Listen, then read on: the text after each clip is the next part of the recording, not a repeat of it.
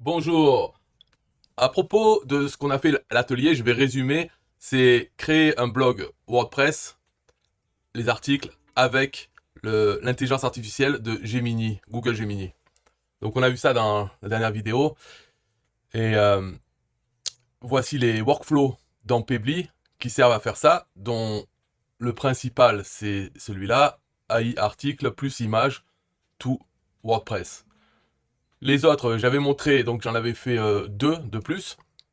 Et en gros, c'était cela, tous ceux qui commencent par schedule, c'est pour aller chercher des sources d'articles, de sujets, voilà, les sources, le contenu. Donc, dans des journaux, là, c'est pour au sujet de la technologie ou l'intelligence artificielle. Ça, c'est les nouvelles, les actualités de Google, Google Trends. Euh, voilà, j'ai marqué avec les heures. Donc, toutes les 23 heures, il fait ça toutes les 25 heures, toutes les 21 heures, toutes les 9 heures. Et ensuite, ils envoient, donc certains envoient vers Compose Title. Ce workflow fait un titre à partir des sources. Et pour certaines, j'envoie directement toute la source. Donc par exemple, full, là, ça, toutes les 25 heures et toutes les 23 heures, j'envoie toutes les tendances Google.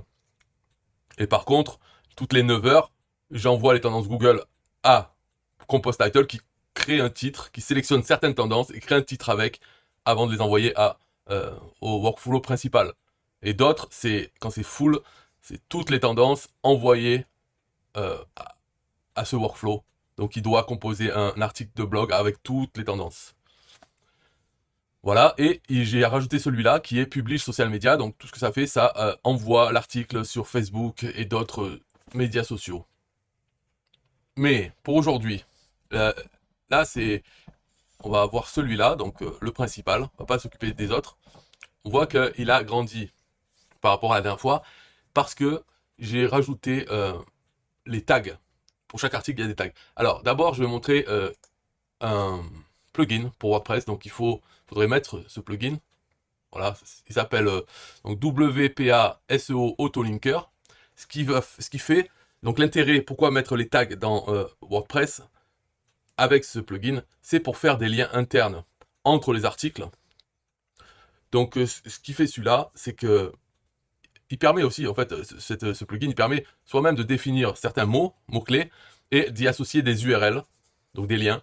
Ça peut servir pour faire de l'affiliation ou pour lier à nos autres sites, par exemple. Donc on mettrait là-dedans, dans Custom Keywords.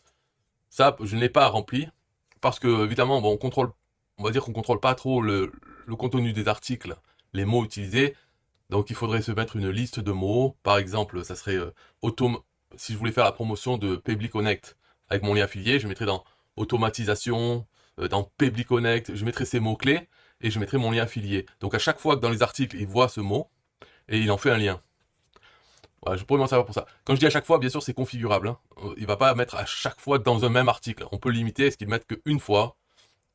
Euh, donc c'est pour la suite dans la configuration. Mais surtout, ce plugin permet aussi pour les tags, de faire des liens comme ça directement. On n'a pas besoin de les marquer. C'est tous les tags qu'on a créés dans WordPress. S'il les trouve dans l'article, le tag, il peut faire un lien. Donc ça va faire un lien vers la page des tags dans les étiquettes dans WordPress, la page archive qui liste tous les articles qui ont ce tag. Il fait ça et il le fait aussi avec les titres des articles.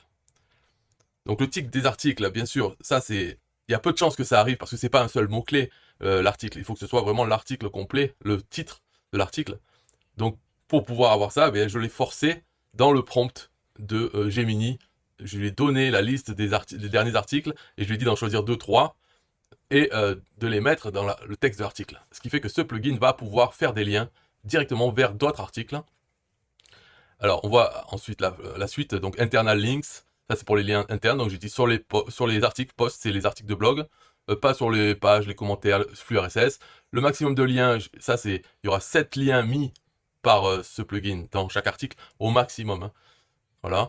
Et ça, c'est le nombre maximum de liens créés avec le même mot-clé. Voilà, 1. Ça, c'est parce que dans la première case tout en haut, on peut, pour un mot-clé, disons, affiliation, on peut mettre plusieurs URL. Et il va choisir comme ça. Voilà. Donc, pour le même mot-clé, dans l'article, s'il y est plusieurs fois, il ne va pas y avoir le premier avec tel lien, le deuxième avec tel lien. Il va le faire que sur le premier, pour ce mot-clé. Voilà. Après, ça c'est pareil, mais c'est avec le maximum, le même lien, combien de fois il sera dans l'article. Ça, c'est pas les mots-clés, c'est le lien. Donc ça, c'est pareil, c'est 1. De toute façon, ça ne fonctionne que si ici, on avait mis plus. Bon, je vous laisse réfléchir pour ça, mais en gros, j'ai réfléchi, j'ai compris pourquoi. Ici, il faut que ce soit supérieur à ça pour que ça marche. S'il y a 1, de toute façon, ce sera 1 ici. Et ça, c'est pour pas qu'il tienne compte des majuscules, minuscules. Donc, si on le clique, il en tient compte. Après, ça, c'est exclure des choses, ok. Et je dis de le faire uniquement sur les articles. Donc, pas sur la page d'accueil, pas sur les pages archives, où là, il y a la petite description de chaque article dans la liste de l'archive, et de pas le faire là-dedans, en fait. C'est pas pour pas surcharger le WordPress, ça ne sert à rien, en fait.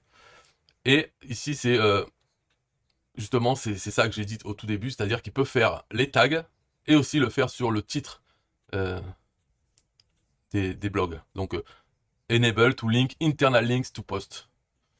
Et ça, avec les tags. Les catégories, non, parce que je n'ai qu'une seule catégorie. Ça ne sert à rien.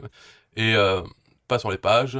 Et ça, c'est le minimum. Ça, j'ai dit, il faut qu'un tag, il soit au moins affecté à 2 articles pour qu'il en fasse un lien dans les articles. C'est pas la peine d'avoir un lien vers la page tag d'un tag qui n'a que ce même article dans la liste. C'est un peu gaspillé parce qu'on envoie sur une page qui renvoie sur le même article. C'est pas pertinent. En fait, normalement, le mieux, ça serait, c'est d'utiliser juste pour les articles, que pour les titres d'articles, même pas les tags. Mais comme j'avais commencé avec les tags, il fait les deux, voilà. Donc il va avoir des liens vers des pages, ce qui peut être bien parce que on sait jamais si Google tombe sur une page. Au bout d'un moment, il y aura une page de tag, par exemple l'affiliation. S'il va parler d'affiliation assez souvent, eh bien il y aura beaucoup d'articles sur cette page de tag affiliation. Donc dans le futur, c'est bien de faire aussi sur les tags, c'est pas grave, c'est des liens internes au blog, entre articles, et aussi vers les pages de tag, mais uniquement celles qui ont au moins 2 articles. Voilà.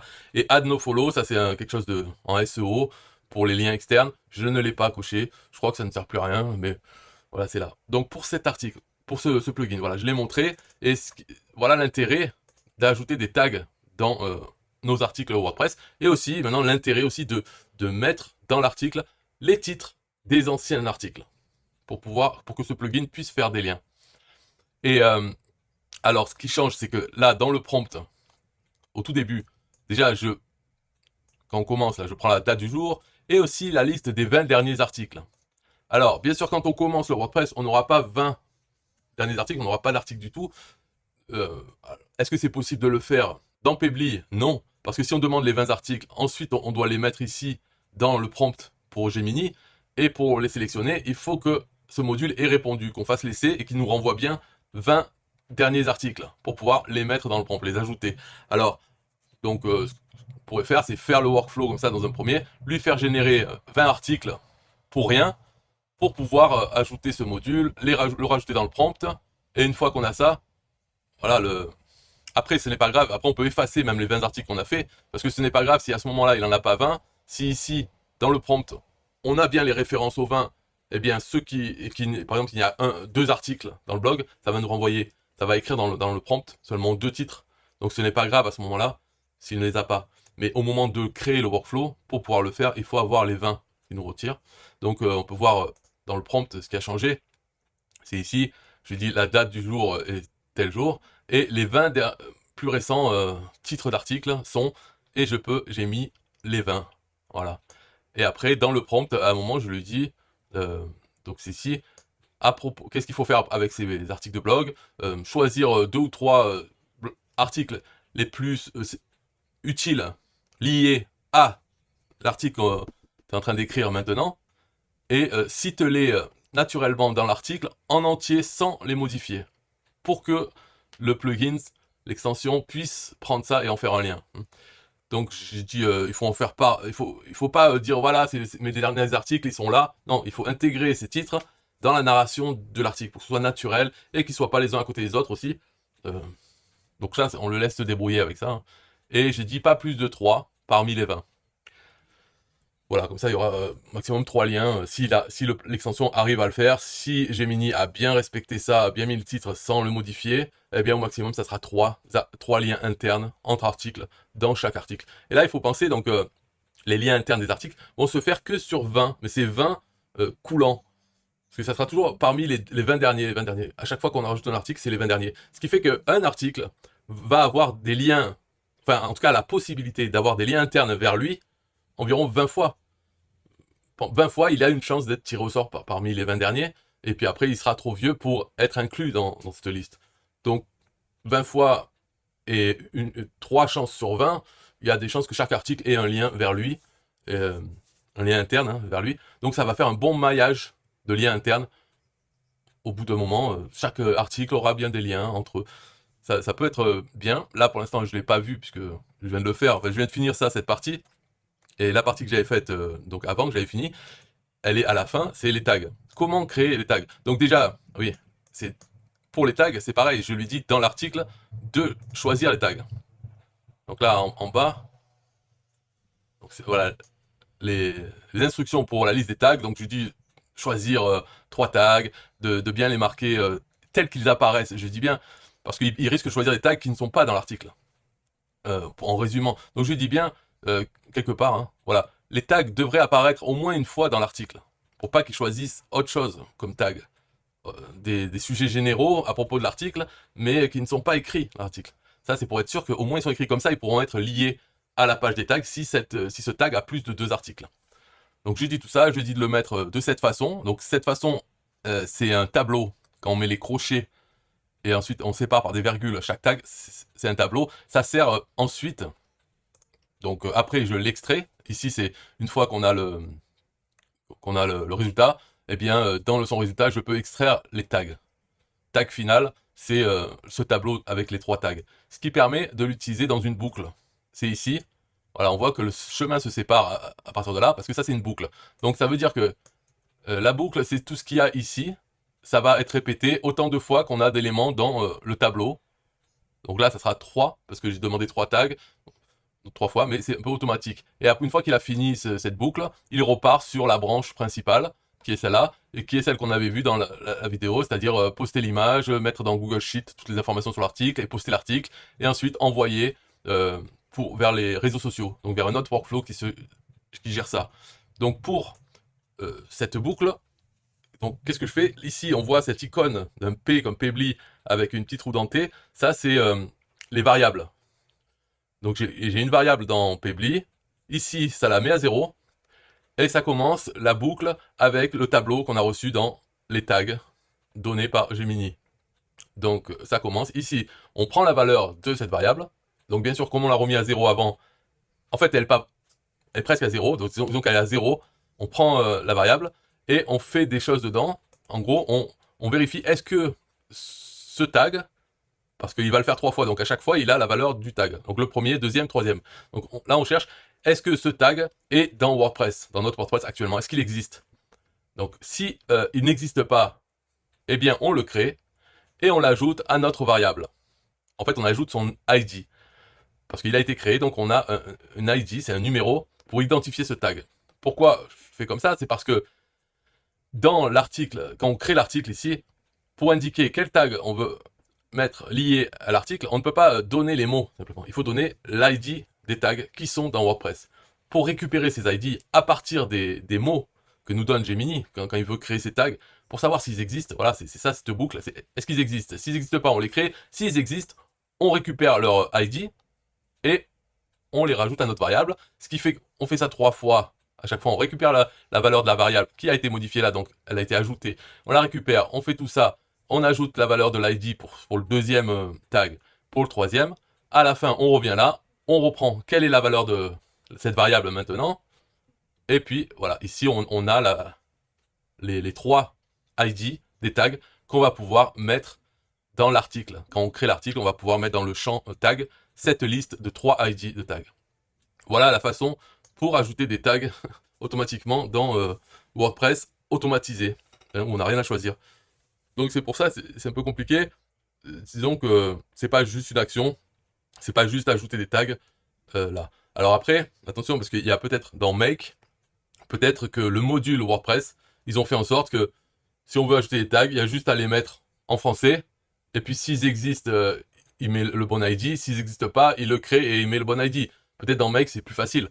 En tout cas, dans Pebly, comme il demande une liste séparée par des virgules d'ID de tag, comme il me demande ça, la seule façon de le faire, c'est à chaque fois de se créer cette variable d'ID. Et pour se la créer, il faut faire comme ça. Voilà, donc c'est dans Pebly. Dans Make, je ne sais pas. Si Pebly avait fait l'effort, ils auraient pu faire que dans poster un article dans WordPress, ce soit aussi facile que de mettre le nom du tag, et puis voilà, s'il n'est pas créé, il le crée, etc. Mais ils l'ont pas fait. Je sais pas s'ils l'ont fait dans Make, je sais pas s'ils l'ont fait dans Zapier comme ça, ou s'ils ont un système pour créer des tags, et puis pour savoir s'ils existent ou pas, tout ça, faire ce petit schéma ici. Ici, on voit ces deux-là, pour entrer dans le détail, hein, si vous voulez le refaire sur Pebly. Ici, est-ce que le tag est dans WordPress? C'est un problème que j'ai rencontré. Hein. C'est que si j'utilise le module WordPress fait par Pebly, et il a une action qui est chercher un tag. Mais le seul champ, c'est le nom du tag, donc en français. Et le problème, c'est que cette recherche, elle peut nous renvoyer plusieurs tags.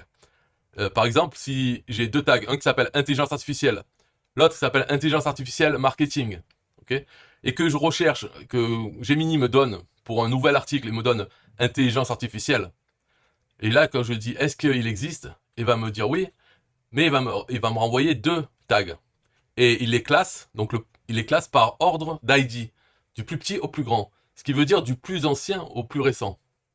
Et il me donne les deux, il me donne intelligence artificielle et intelligence artificielle marketing. Alors que mon tag que je voudrais mettre, c'est vraiment que intelligence artificielle. Donc il faudrait qu'il me l'associe au tag, il faudrait qu'il me dise oui, il existe, et il me l'associe au tag intelligence artificielle. Et là, le problème, c'est que si intelligence artificielle marketing, il avait été créé avant l'autre, c'est celui-là qui va me dire oui, ça existe, et voilà cet ID. Il va me donner l'ID de intelligence artificielle marketing. Ce qui fait que dans ma boucle, ok, je dis il existe, c'est celui-là, je l'ajoute, et après dans l'article, en fait, le tag sera intelligence artificielle marketing. Donc au niveau de ce qu'on voit dans WordPress, ça ne sera pas un problème parce que il aura bien son tag, ça sera ça. Mais ça ne pourra jamais bouger. Si un jour Gemini me donne intelligence artificielle contenu, eh bien pas. Alors là, comme il y a contenu, oui, c'est vrai que. Mais si par exemple, non, il me donne intelligence, simplement. Eh bien, c'est pareil, ça va me sortir le plus vieux tag qui a intelligence dedans. Jamais je pourrais créer le tag intelligence parce qu'il me dira toujours qu'il existe en me sortant le plus vieux qui a ça. Voilà ce petit problème qu'il y avait avec l'action chercher les tags de WordPress. Donc ce que j'ai fait, c'est que j'ai fait un appel direct moi-même à l'API de mon WordPress. Donc c'est REST API. C'est facile, hein, c'est juste une adresse, sur notre site. Et donc dans la recherche, là on peut spécifier, ok, pour ce mot, mais aussi qu'il est ce slug. Le slug, c'est l'adresse dans l'URL. Hein. Un slug, c'est simplement, par exemple, pour intelligence artificielle, ça serait intelligence-artificielle. Avec toutes les lettres en accent, elles sont transformées en sans accent. Donc ici, avec ces deux-là, je crée le slug. En fait, ici, j'enlève les accents. Ici, je remplace tous les espaces par des tirés. Ce qui me donne au final un slug, ce que je peux mettre là-dedans en lui disant je veux que le texte soit ce que Gemini m'a donné, mais aussi que le slug soit ça. Et ce qui fait que, voilà, pour intelligence artificielle, par exemple, que le slug soit intelligence-artificielle, il n'y en aura qu'un. Même pour intelligence, si le slug c'est intelligence et pas intelligence quelque chose, il me dira si oui ou non celui-là existe. Donc ça résout le problème, ça crée vraiment les tags. Voilà, il n'y aura plus de ce problème de chercher les tags et avoir une réponse qui n'est pas la réalité de ce qu'on voulait. Encore une fois, sur Make ou Zapier, si il est mieux fait, si par exemple dans leur action WordPress, chercher un tag, il y a une case à cocher qui nous dit de limiter vraiment que ça soit exactement ce mot et non pas, c'est pas une recherche ouverte, mais c'est vraiment que sur ce mot. S'il y a une case à cocher, ça rend les choses beaucoup plus faciles. Il n'y a pas besoin de créer nous-mêmes l'appel à l'API REST de notre WordPress. Voilà pour l'explication pour cet atelier, pour ajouter des tags à WordPress et dans quel intérêt, pour pouvoir utiliser l'extension qui fait des liens internes dans le site, pour pas que ça soit un blog vraiment... à chaque fois, il y a un article seulement. Il faut qu'il y ait des liens internes. Peut-être pour aider moteurs de recherche, mais aussi pour l'engagement. Je pense qu'un visiteur qui arrive, s'il voit un titre d'autres articles ou un mot qui a un lien, il clique dessus, il voit qu'il y a plusieurs autres articles qui parlent de ce tag, de ce mot. Donc ça peut être plus intéressant, si ça intéresse des gens, de regarder notre blog, des humains, et aussi pour les moteurs de recherche, pour le maillage, pour je sais pas ce qu'ils font avec, mais il paraît que ça marchait, ou que ça marche. Le SEO disait qu'il faut des liens internes. Voilà une façon de les faire automatiquement, sans choisir les mots, sans choisir les liens, rien. Juste un plugin et bien faire les textes. Parce qu'au final, on fait tout ça, ok, tout ça, et que dans le WordPress, on ne met pas le plugin dont je vous ai parlé, qui s'appelle SEO Autolinker, si on désactive ce plugin, au final, ça ne change rien. On aura toujours les tags en bas des articles, donc on pourra naviguer comme ça. Ils seront plus dans l'article les liens, et dans l'article, il nous parlera comme quoi il a écrit des articles autres, ou en tout cas, il fera quelque chose avec des titres des articles passés, mais de façon naturelle. Peut-être que il y aura pas marqué cliquez ici pour aller voir l'article, et puis qu'il y aura plus de lien. Non, ça sera naturellement le titre de l'article sans lien. Donc ça sera pas gênant non plus si on ne met pas l'extension. Mais je vois pas pourquoi on la mettrait pas, puisque le but c'est quand même de le mettre. Mais en tout cas, ce n'est pas gênant, ce n'est pas bloquant si dans le futur on décide de plus avoir ces liens. C'est pas grave. Voilà. Et l'autre avantage, le dernier, c'est qu'avec l'extension SEO Autolinker, on peut, dès le premier configuration, mettre nos propres liens affiliés, en plus de ce que j'avais montré la dernière fois, c'est-à-dire que lui-même, Gemini lui-même, mettait à chaque article un lien vers mon lien affilié system.io. Ça, c'est encodé en dur dans l'article. Hein. Mais par contre, d'autres liens qu'on peut ajouter avec l'extension, et que à n'importe quel moment, on rajoute un lien, ça le rajoute dans les anciens articles. Donc ça, c'est beaucoup plus flexible euh, avec cette extension. D'ailleurs, on pourrait ne pas lui faire mettre dans Gemini le lien pour System.io et le faire là-dedans, dans l'extension. Voilà, c'est une idée aussi pour le futur. On n'a pas besoin de lui demander de le mettre en dur dans chaque article, le lien. Quoi. Voilà, c'est tout pour cette vidéo. Si vous avez des questions, dans les commentaires. Bye bye.